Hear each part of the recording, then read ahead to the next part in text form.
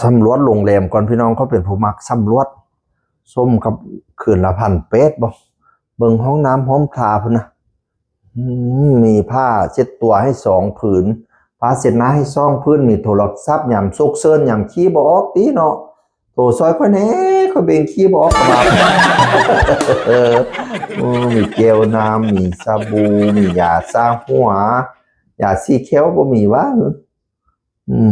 มีซักโครกให้1 อันมีห้องอาบน้ำวะผู้หนึ่งก็นอนอยู่ข้างวะอาบน้ำอยู่ข้างในผู้หนึ่งก็นอนอยู่ข้างนอกเอ็นกันเซยแน่นอนจังพี่น้องสำรวจตู้ตู้นี้มีอะไรบ้างมีไม้แขวนเสื้อให้มีไฟฉายไฟฉายหุงอับตามตลอดใช่ปะไฟฉายเปิดไว้ตลอดดีนะ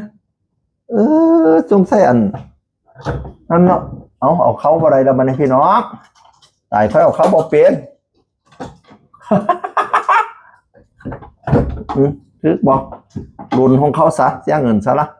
ทึกบอกพี่น้องไฟฉายอย่างนี้ปิดตู้คืนอีก1 ตู้เป็นอะไรครับอีก1 ตู้ไปสารเก็บของคนนี่แล้วเนาะตู้เย็นครับตู้เย็นมีน้ำสากาแฟขนมนี่ได้ซื้อบ่เนาะน้ำสากาแฟสิฟรีตู้เย็นถ้ากินผมจะได้เสียเงินไหมเนี่ยน้ำเปาคือสิฟรีอยู่เนาะโยน้ำเปาฟรีกินในแต่น้ำเปาค่อยเสียตังค์เบียร์เสียตังค์เฮาก็กินแล้วซื้อมาใส่ซื้อมาใส่เอาเนาะกินแล้วก็ซื้อมาสำรวจบ้องนอนเอาใหม่สำรวจบ้องนอนแต่อยู่นอนนี้เพราะว่ามันแอร์มันตกค่อยเป็นผู้บ่ถือกันครับแอร์ค่อยนอนนี้คันผู้ใดหนาวก็ไปนอนในห้องน้ำก็ได้ป่ะสิได้บ่ตก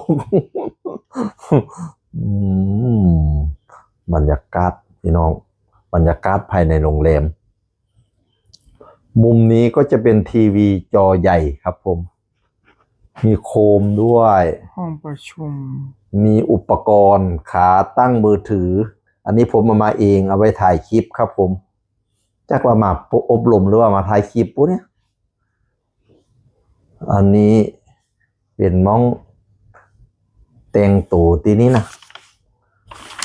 แล้วก็วิวด้านล่างมีสระว่ายน้ำมาว่าโยโบแน่ใจต้องมีแล้วระดับนี้แต่บรูอยู่บ้างไหน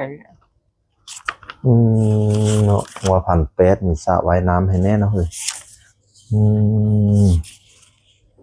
2 เตียงพี่น้อง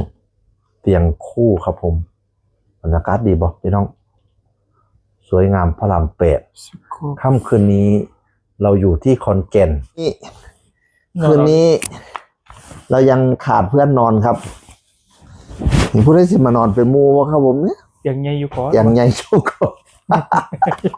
โรงแรมย่างดีใช่ไหมมาเลยครับผมรออยู่ที่อวานีขอนแก่นห้องอะไรนะห้องจุดครับผม